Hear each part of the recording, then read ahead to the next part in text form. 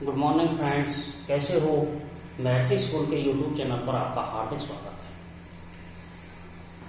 मित्रों, कल हम सीख रहे थे कि हिंदी से अंग्रेजी कैसे बनाएं और हिंदी से अंग्रेजी कैसे बोलें, अंग्रेजी में कैसे बात करें। इस संदर्भ में मैंने कल आपको मेरे वीडियो में बताया था। मैंने कल प्रेजेंट टेंस के बारे में आपको बता दिया था कि कुछ ट्रिक्स आपको याद करनी है। आज हम पास्ट और फ्यूचर टेंस के कुछ रूल्स हैं, कुछ ट्रिक्स हैं जिन्हें हम याद कर लेंगे तो आसानी से खर्राटेदार अंग्रेजी बोलना सीख जाएंगे। मैंने आपको कल ही बताया था कि अंग्रेज या अंग्रेजी उल्टी होती है। वाक्य को उल्टा करके बोलें और आप अंग्रेजी आसानी से सीख जाएं। तो आइए आज हम फिर देखते हैं कि किस तरीके से पास्ट और फ्यूचर की ट्रिक्स हमारे पास हैं। तो देखिए, यदि वाक्य में या ये ही आए तो आपको ध्यान रखना है वर्ब की सेकंड फॉर्म लगानी है थे गे नहीं, यानी उसमें है नहीं हो, थे नहीं हो और गे नहीं हो।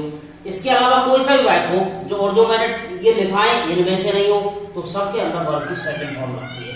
था थे थी आ जाए तो वाज वर्ब लगाना है, ता ती थे आ जाए तो यूज टू या वर्ब की सेकंड फॉर्म लगानी है। अब इसको हम देखेंगे कि कब तो यूज टू लगेगा और कब वर्ब की सेकंड फॉर्म लगेगी, इसे हम आगे एक्सप्लेन करेंगे। रहा था रही थे आ जाए तो वाज वर्ब प्लस वर्ब की फर्स्ट फॉर्म आएगी। वाला था वाली थे was verb plus about to, वा रहा था वा रही थे was verb plus making plus object plus verb की फर्स्ट फॉर्म। चुका था या था, हेड था पढ़ता था ना था, हेड टू रखता था, हेड हुआ हुई हुए, गॉड बिकेम लगा लगी लगे, बिकेम टू ही चाहिए था, कुड हैव प्लस वर्ब की थर्ड फॉर्म। या जाता था वाज वर्ब प्लस वर्ब की थर्ड फॉर्म, या जा रहा था was verb being plus verb की थर्ड फॉर्म और या जा चुका था हैड बीन प्लस वर्ब की थर्ड फॉर्म। ऐसे फ्यूचर में गागी के लिए सेल विल, रहा होगा रही होगी के लिए shall be will be plus verb की फर्स्ट फॉर्म आएगी और चुका होगा चुकी होगी के लिए shall have been will have been plus verb की फर्स्ट फॉर्म में आईएनजी लगाते हैं। तो ये आपको इस तरीके से याद होना चाहिए। थाती थे वाज वर्ब, है थे गए नहीं वर्ब की सेकंड फॉर्म, ताता ती थे वर्ब की सेकंड फॉर्म, लगा लगी लगे बिगेन टू, वाला था वाली थे was verb plus about to. इस तरीके से आपको ये एक बार कंटेक्स्ट याद कर लेंगे तो अंग्रेजी बोलने में आपको कोई भी समस्या कतई नहीं आएगी। अब देखिए एक बार हम फिर देखते हैं किस तरीके से इनको पीछे से उल्टा करके लिखेंगे। या ही आ गया, जैसे देखो वह जयपुर गया तो कुछ नहीं करना है, वह गया जयपुर तो ही गया, या ही आ रहा है तो वर्ब की सेकंड फॉर्म लगेगी, गो की सेकंड फॉर्म होगी went, he went to Jaipur. जैसे है थे गए नहीं, है थे गए नहीं यानी उसमें है नहीं हो, थे नहीं हो और गए नहीं हो। तो जैसे देखो उसने एक सांप देखा, उसने देखा एक सांप, उसने देखा एक सांप, तो उसने भी देखा सांप एक सांप एक स्नेक। इस तरीके से आप हिंदी से अंग्रेजी बना दें। थाती थे के लिए वाज वर्ब, थाती थे के लिए वाज वर्ब आता है कैसे, देखिए वह एक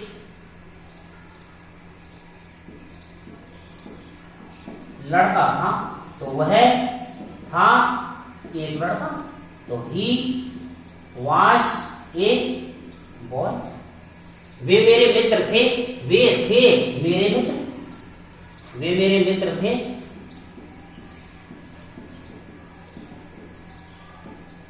वे थे मेरे मित्र, दे वर माय फ्रेंड्स। इस तरीके से वे निरे गधे थे, देवर फुली डंकी डंकीज। ताता ती थे आ जाए तो यूज टू या वर्ब की सेकंड फॉर्म लगाते हैं। अब इसमें हम देखेंगे कि कब तो यूज टू का प्रयोग करते हैं और कब वर्ब की सेकंड फॉर्म का प्रयोग करते हैं। जैसे मैंने कहा कि यदि किसी कार्य में कंटिन्यूटी पाई जाए, आना जाना पाया जाए ना, तो उसमें यूज टू आता है, और यदि किसी कार्य का स्थिर रहकर काम करना पाया जाए तो वर्ब की सेकंड फॉर्म आती है। जैसे मैंने कहा हाथी तालाब पर पानी पीने जाता था। तो बनाइए, हाथी जाता था पानी पीने तालाब पर। तो एलिफेंट जाता था, यूज्ड टू गो पानी पीने, ड्रिंक वाटर। एट,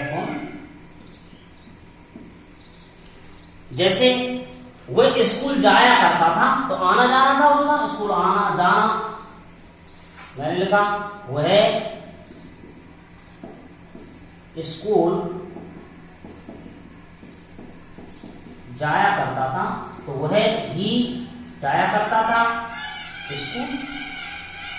तो he used to go to school.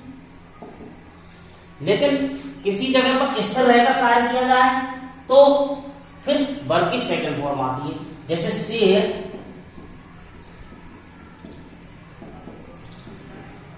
जंगल में रहता था,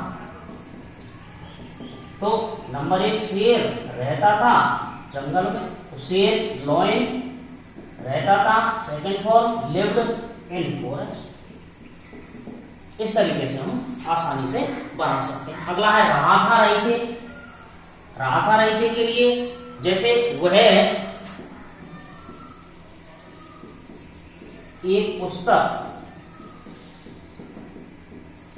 पढ़ रहा था, तो वह रहा था पढ़ एक पुस्तक। तो वह के लिए ही, रहा था रही थे के लिए वाज, पढ़ने को कहेंगे रीड, रीड मारेंगे एनजी लगा दो, वाज और प्लस आएंगे रीडिंग ए। वह एक पुस्तक पढ़ रहा था। वाला था वाली थे के लिए, जैसे वह जयपुर जाने वाला था,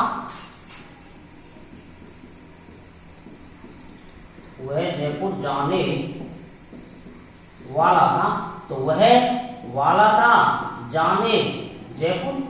तो वह ही वाला था के लिए was verb about to, was about to, जाने को कहेंगे गो टू जयपुर। इस तरीके से बैठ को पीछे से उल्टा करके हम अंग्रेजी में आसानी से डब कर सकते हैं। जैसे वा रहा था, वा रही थी, हवा बादलों को नचा रही थी। नंबर 1 हवा नचा रही थी बादलों को, तो विंड वाज मेकिंग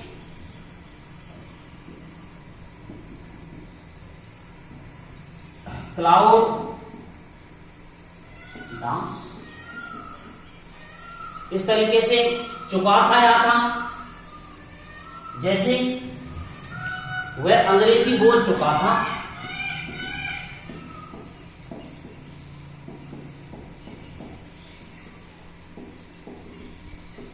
तो वह चुका था बोल अंग्रेजी। तो ही चुका था के लिए क्या आएगा, हेड प्लस वर्ब की थर्ड फॉर्म। हेड बोलने को कहते हैं स्पीक, स्पीक की थर्ड फॉर्म आएगी spoken, he had spoken English. ऐसे ही पढ़ता था ना था के लिए हेड टू, जैसे देखिए मुझे डॉक्टर से मिलना पड़ता था,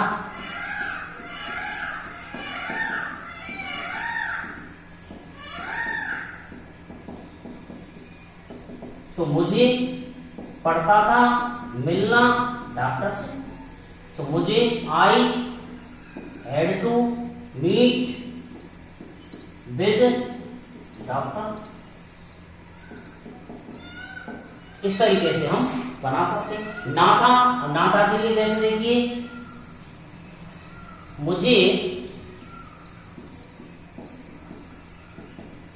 थाने जाना था, तो मुझे ना था जाना, या जाना था ये भी बात कर सकते हैं अपन, जाना था थाने, तो मुझे के लिए आई, जाना था के लिए had to go to police station, I had to go to police station. जैसे मैं कहूं मुझे डॉक्टर से मिलना था, I had to meet doctor. मुझे बाजार जाना था, I had to go to market. मुझे कुछ लिखना था, I had to write something, रखता था, हेड आता है, जैसे देखो वह एक गाय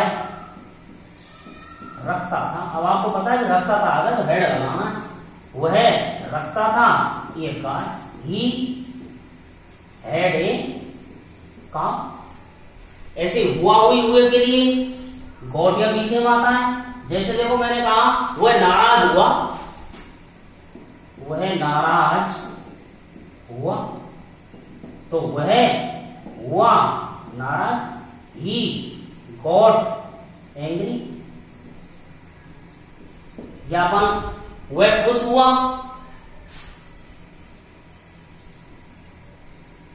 वह खुश हुआ, तो नंबर 1 हुआ, नंबर 2 खुश, नंबर 3 ही बिकेम हैप्पी। ऐसे ही लगा लगी के लिए बिगिन टू, जैसे मैंने कहा वह रोने लगा,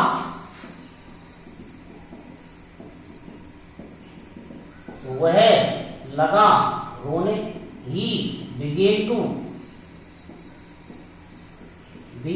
वह हंसने लगा, ही बिगेन टू लाफ। वह खाना खाने लगा, ही बिगेन टू ईट। वह सोने लगा, ही बिगेन टू स्लीप। वह फिल्म देखने लगा, he began to see picture.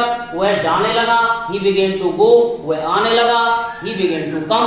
इस तरीके से हम इस वाक्य को बना सकते हैं। ही चाहिए था,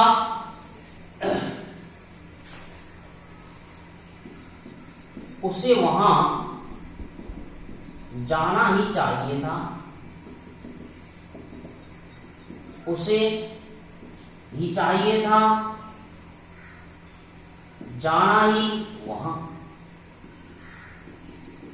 ही कुड हैव गॉन देयर। इस तरीके से हम इसको बना सकते हैं। अब इसमें भी कोई पैसिव वॉइस आ गया, या जाता था। या जाता था मतलब वाज वर्ब प्लस वर्ब की थर्ड फॉर्म। वैसे वाज वर्ब के साथ आईएनजी आता है, लेकिन यहाँ या जाता था आ गया ना, तो इसलिए वाज वर्ब प्लस वर्ब की थर्ड फॉर्म, यानी इट मींस पैसिव वॉइस में है ये बात। जैसे देखो स्टेज को सजाया जाता था,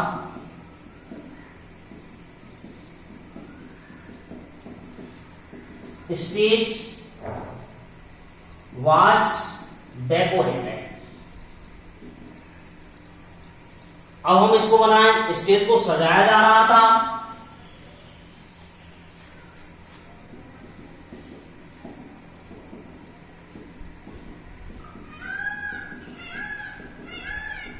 तो नंबर 1 स्टेज किया जा रहा था, सजाया, तो स्टेज वाज बीइंग डेकोरेटेड। इस तरीके से, या फिर स्टेज को सजाया जा चुका था,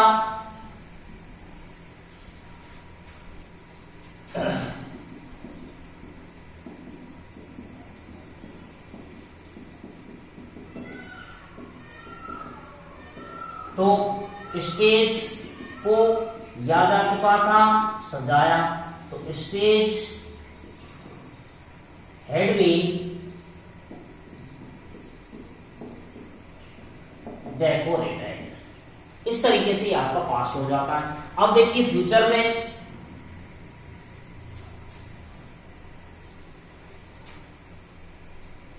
गागी के लिए शैल विल, मैं जयपुर जाऊंगा,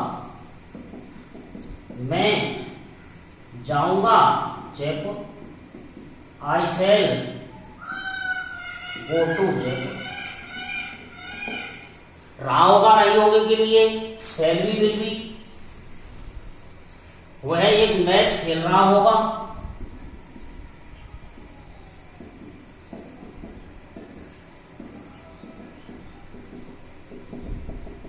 वह रहा होगा खेल एक मैच, तो वह ही विल बी रहा होगा के लिए खेलना, प्ले ये मैच। इसी तरीके से चुका होगा, चुका होगी के लिए वह जयपुर जा चुका होगा, वह चुका होगा, जा जब ही will have been